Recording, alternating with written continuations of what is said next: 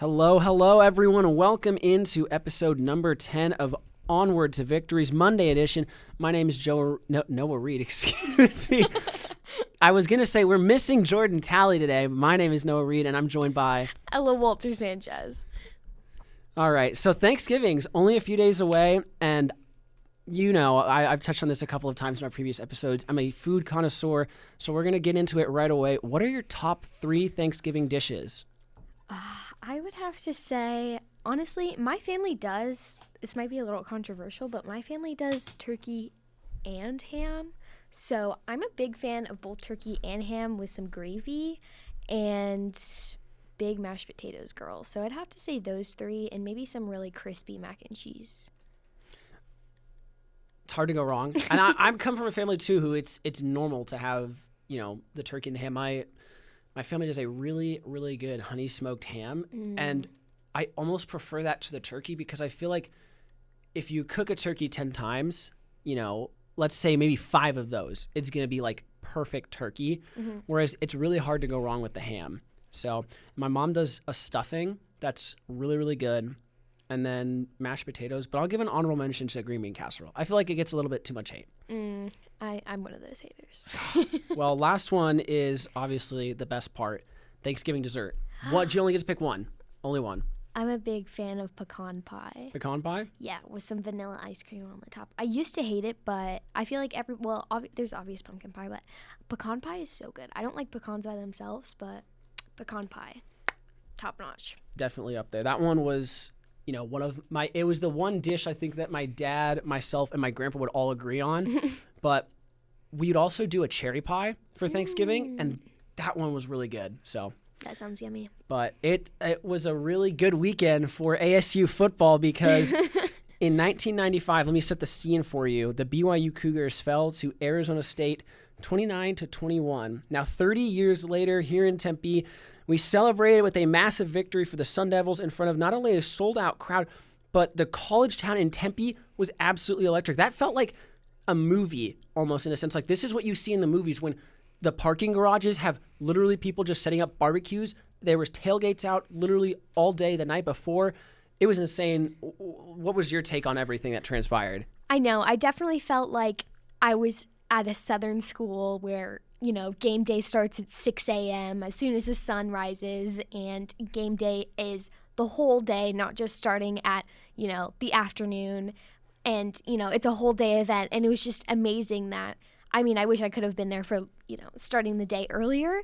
But it was just amazing that I got there. And I feel like you don't really see people tailgating in Tempe, but I literally saw people backed in with their trucks and tents and like celebrating birthdays and all of these things and having insane outfits with gold and, you know, capes. And I feel like we don't really see that. I mean, obviously football anywhere is probably going to be the most attention drawing sport. Even if you're not a good team, football is probably still going to draw the most revenue.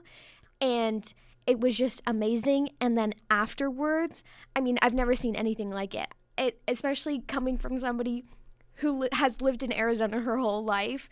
We haven't really had, like, at least in my lifetime, the last 20 years, I guess you could say, we haven't really had a team that's had any sort of victory. I mean, we had the Suns go to the finals, we had the D-backs go to the World Series, but ever since 2001, we haven't really had a big victory. And honestly, this obviously isn't the playoffs or not even close to the playoffs yet, but it was just amazing to see people running around with flags in the streets, people cheering from their apartments, and like all of that. It felt like I was living a championship victory, and it just felt like everything I've always wanted from like a good team. And it was just like my sports fan dreams.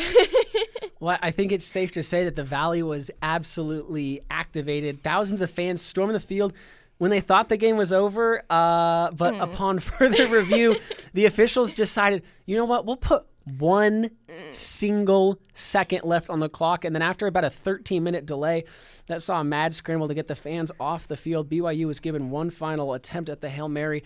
You and I were both there. You and I were both on the field. So we'll start with you. Just like the perspective of like, walk me through the emotions of kind of that final quarter where, oh my gosh, we've got this. Oh my gosh, we don't got this. Oh my gosh, the interception. Oh my gosh, what are we doing in the final 2 minutes of this football game we're on the field? Oh wait, we have to get off the field. It was just so much. The whole game was just so much. I mean, I've never seen, obviously I've only been going to Mountain America for this past 3 months, but I've never seen it that packed. And it was to the brim, to the point where they were turning students away who had tickets. And I just think there were people even standing behind the section, and it was just so overwhelming. And I mean, even visually, with the visual of the pom-poms and everybody cheering, it was just electric. And for the first half of the game, it seemed like we had it in the bag. I mean, BYU was down. How is this happening? This is so amazing. Everything's bright and sunny. And then all of a sudden, they're back. It's a close game. Everything's falling apart. And all of a sudden, there's, I would say probably about like 5 minutes left in the game is really when I started to freak out, because it was about like, I don't know, 5 minutes within the game, I was really starting to freak out, because it was like, okay, we really aren't turning the ball around and nothing is happening here. We keep, like, I mean, I remember there was that one opportunity for an interception. I kept thinking, we need an interception. We need an interception. There was that one opportunity that we completely fumbled. And I was like, okay, it's over. It's over. And I was just like standing there with like my head in my hands. There was this guy next to me, and he was completely sitting on the floor because he was so upset. He couldn't even stand up and watch the game. And I was like, I can't watch. And it was terrible. And I remember also, didn't we have whatchamacallit? Oh, no. And then there was a little hope because they had did we have the failed 2-point conversion, or did they have the failed? They had the failed 2-point conversion. And so we're sitting there thinking, oh, all we have to do is get the 3 here. Mm-hmm. And even if BYU scores, they had to get the 2-point. Yes. And we freaking we were 1 yard short of on the 4th down. Yes. And they took over, and it was, coming back. Yes. And it was just frustrating after frustrating, and it was like barely missed opportunities, and it was like, oh my gosh, maybe this is falling apart. And I was sort of starting to get a little embarrassed. I was like, oh no, I was really confident, starting to get really confident. And like we were talking about before the show, the clock wasn't working in the students' perspective, so I kept having to turn back around, and it was very hard to turn around with the packed student section to check the clock, and I kept having to turn around to check the clock, which was making things even more stressful, and it was just lots of stress. And then all of a sudden, interception, everything's good again, and then it's not, because I didn't even realize, because I was so focused on the clock, which had started working again because everybody around me was counting down like 10, 9, 8, and that's all I was looking at. I didn't even notice that the ball had gotten tossed into the crowd. So then I'm just so focused on the fact that everybody around me is stepping forward because I don't want to get trampled. So I'm moving forward, I'm counting down the clock, everything's good, I'm on the field.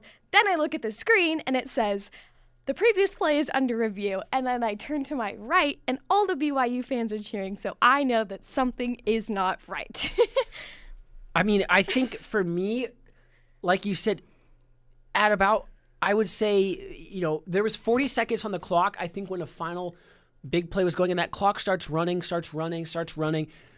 and, the energy in the student session just shifts. Like, everyone starts scooting forward. Yes. And the security's ready. Like, the security is lined up, they're ready, they're prepping, they took down the goalpost. Yeah, I also didn't realize that they did, like the staff did that, because I wasn't there at the last one when the students rushed, and I didn't realize that they do that, because I remember that my mother got to take down the goalpost by herself when she attended ASU, but I didn't realize that the staff takes it down. But yeah, no, the staff was prepping it, and they were directing traffic. They were laughing, they were filming. They were, they were literally shuttling us in there. Yeah. And I think the second I noticed something was up was when the fact that the BYU section was still there. Like, no one had moved from the BYU side. They were all there. Like, normally when there's a game, like, oh, the opponents start falling out. But I was so focused. Like, you can see, because I videoed, everyone is going around the center, and there's ASU, the chants are going off. And all of a sudden, oh, my goodness, we have to get off this field. And that, going to that throw, the BYU quarterback, Jake Retzloff, threw an absolute dime to his wide receiver, Chase Roberts.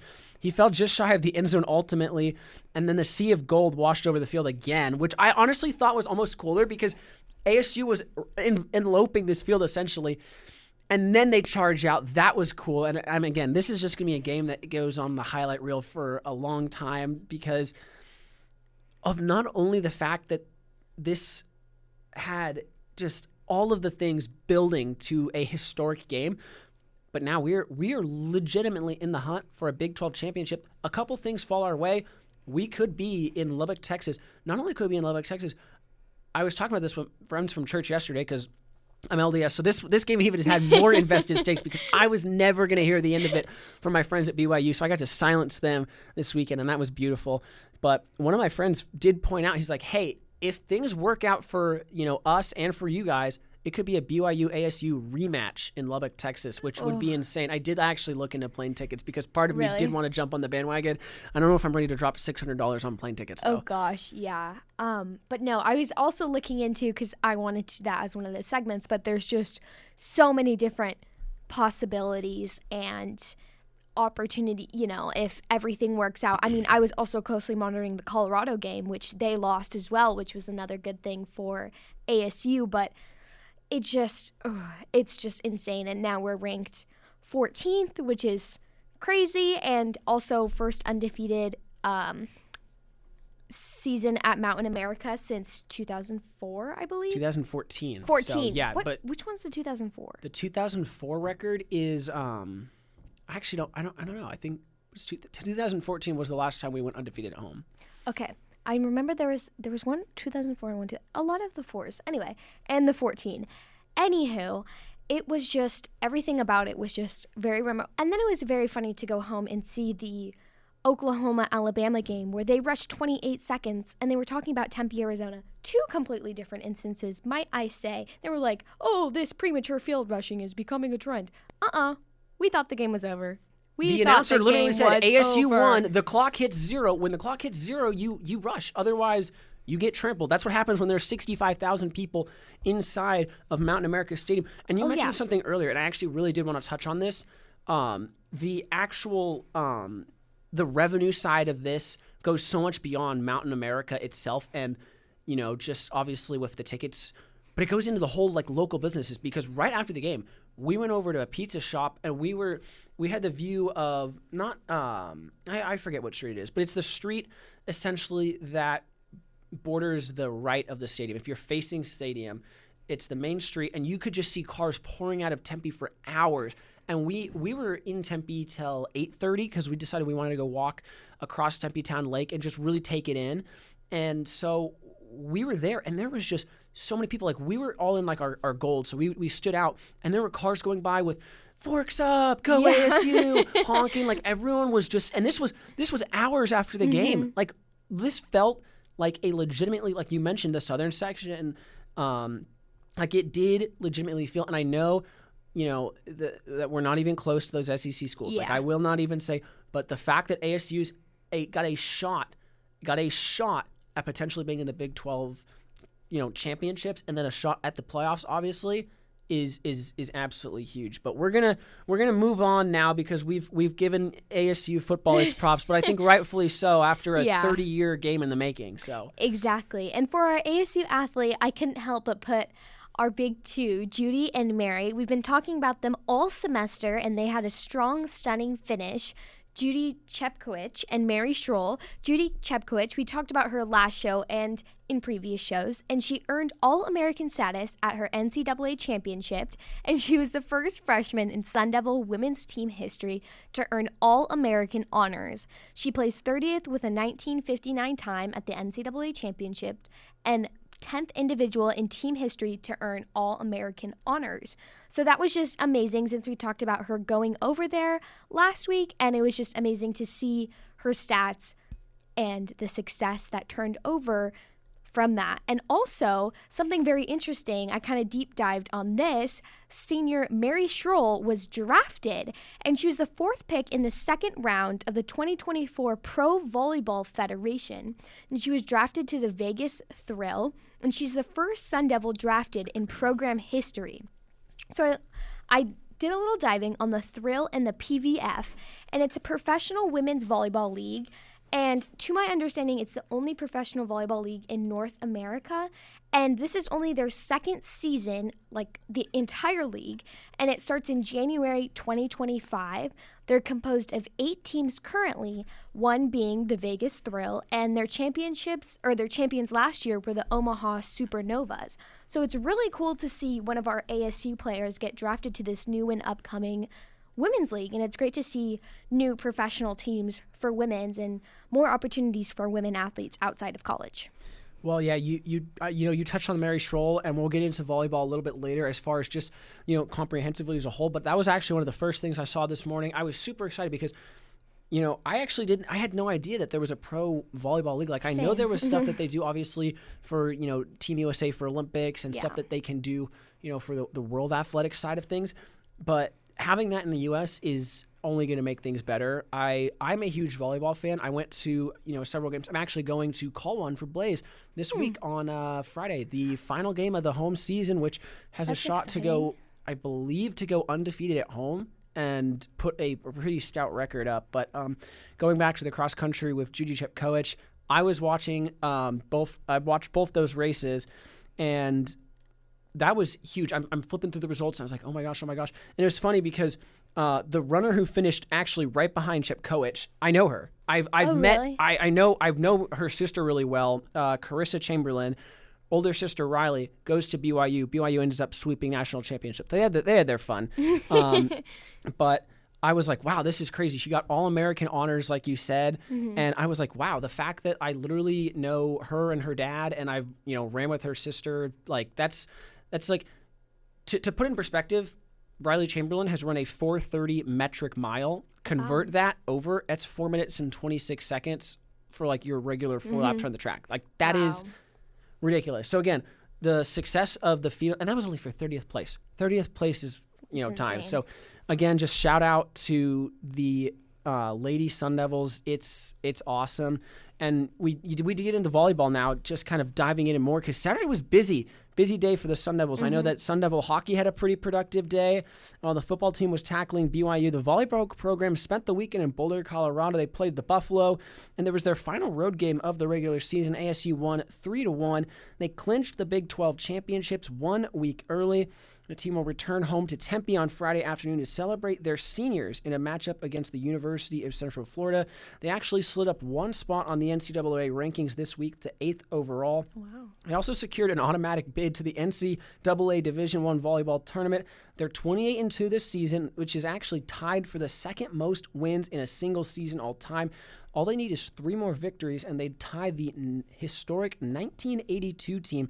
Those guys, they advanced to the NCAA regionals. However, 16 total conference win in this year's Big 12 is actually the most in Big 12 history, the most in program history, and they have a chance to better that again on Friday. Volleyball is literally just deciding, let's tear up the record book and rewrite it 2024. Wow, that's just amazing. I finally got the opportunity to go to one of their games this past week against Iowa State, I believe, and they just completely swept the floor with them. I mean, then not only did they sweep them, they crushed them in every single game. I think the first one was the only one where it was close, but every other one, it wasn't even close, and it was just amazing to watch them. And it's also amazing to watch, I don't know, I know we're all in college, but watching all these people you talk about in real life, I was like, oh my gosh, wait, we talk about those people.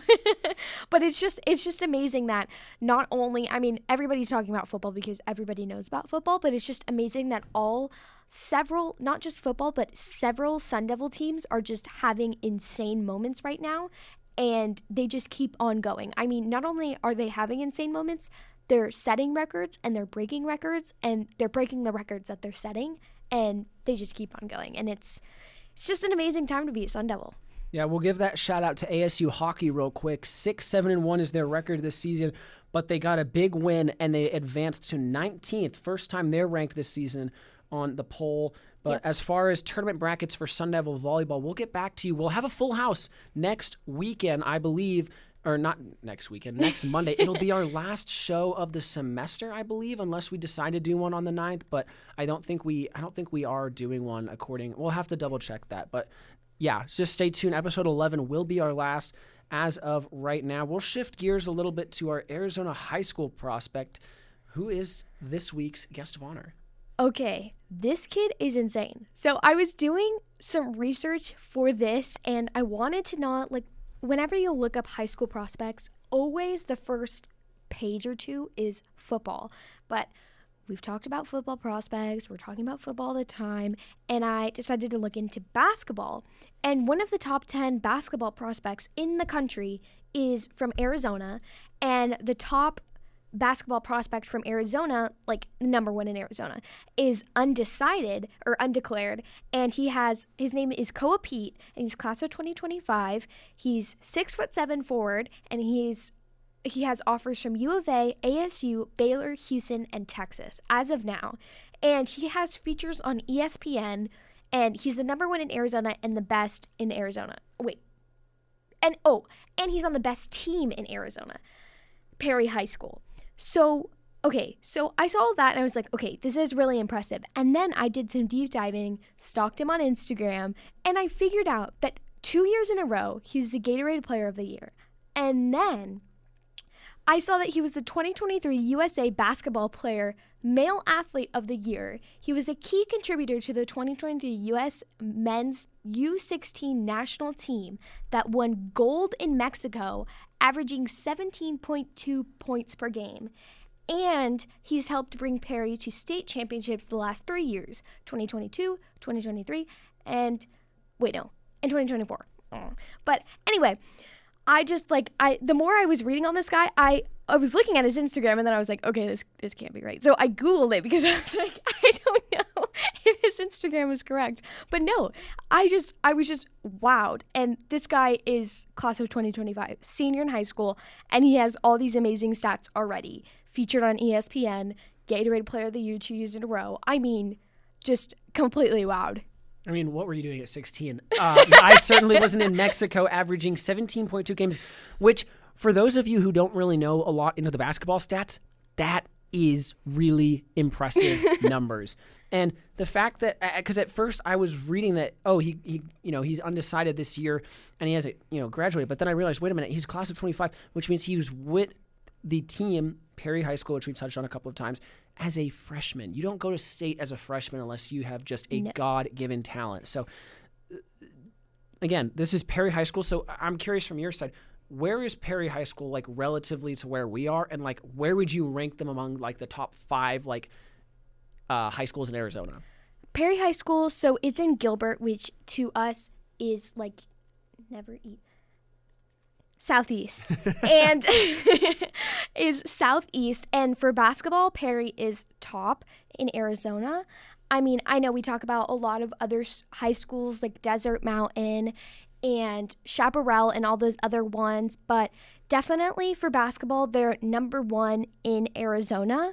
So it's definitely great that he's on it. And I was investigating lots of other great players. I mean, they just had one go to get Penn State, I believe, that graduated a year or so ago, go to Penn for basketball. So I thought that was pretty cool. But I was just doing some digging on their Instagram as well. I went down this whole rabbit hole looking at this guy because I was like, oh my gosh. But yeah, anyway, he's number one in Arizona, and he's on the number one team in Arizona and on the top 10 players in the country for his class. So just overall, an insane player. And I'm sure wherever he goes, it's going to be insane. And I'm sure we'll see him in the NBA eventually, very, very soon probably, and I'm sure he's going to be insane.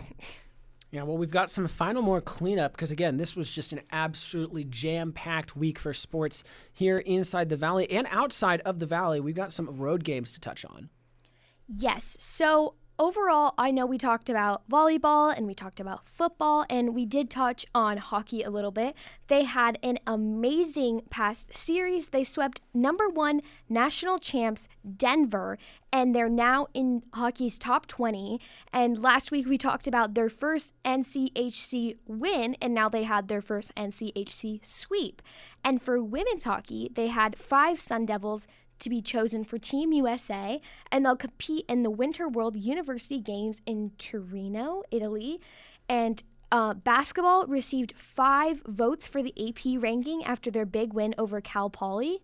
And basketball has reached the 80-point mark in 5 straight games. And the last time they had this streak, it was in the 2017 to 2018 season, which is when they made it to the NCAA championship. And ASU Swim and Dive broke 4 records at their meet on Friday night. So overall, ASU athletics has just been on fire. I mean, from everything from swim and dive to hockey to volleyball to basketball. So, yeah. Well, and I think it's funny because you kind of were a little nervous about our basketball team last week. You aired your concern, and I didn't really want to get in because my voice sounded like an absolute just pit of death last week. So glad that's gone away. But I really had wanted to touch, like, you can't compare ASU to Duke, even in an exclamation family, because Duke is just like in a league of their own. But the games that we have played have been solid. I think there's definitely room for improvement because, in my opinion, Cal Poly shouldn't have been as close. But if you listen to the press conferences with head coach Bobby Hurley, you'll hear that that's not necessarily what he was hoping for, and they're going to make changes. But the fact that they have the pieces in place to still be successful, despite everyone just absolutely obliterating them in the first few weeks. Yeah. And, rightfully so. It was a pretty embarrassing loss to Duke, but in my opinion, it was a cool thing just to, like, that game even happened. But I mean, even the ASU women's basketball team, they've had their ups and downs, but they had a cool little head-to-head with Oregon State the last few weeks, which again they'll be back. We touched on that, I want to say, a few shows ago. But there's just so many great things going on for Arizona State sports, and we're not even close. We still have one more football game. Will you be traveling down to Tucson? No, but I know you are. No, I'm not. I thought you were. I was planning on it a while ago because I was going to go down with my roommate who lives in Tucson. Yes. But then I have my Blaze radio call for volleyball. So I'd have to go back and then forth, so it just doesn't make sense. So I'll actually be staked out in the Cronkite Equipment Lab from 12 to 6 watching the game. So if you need some equipment, you can come and check us out and watch some college football. I feel like every show we say that Sun Devil Athletics is getting better, and it just keeps on getting better every week. So I don't know. Yeah, well, it's amazing. We are actually out of time. It was crazy. We made it through. But thank you again for listening to Monday's edition of Onward to Victory. My name is Noah Reed alongside Ella Wolter-Sánchez. And we will be back next week with the full house. Take it easy, y'all.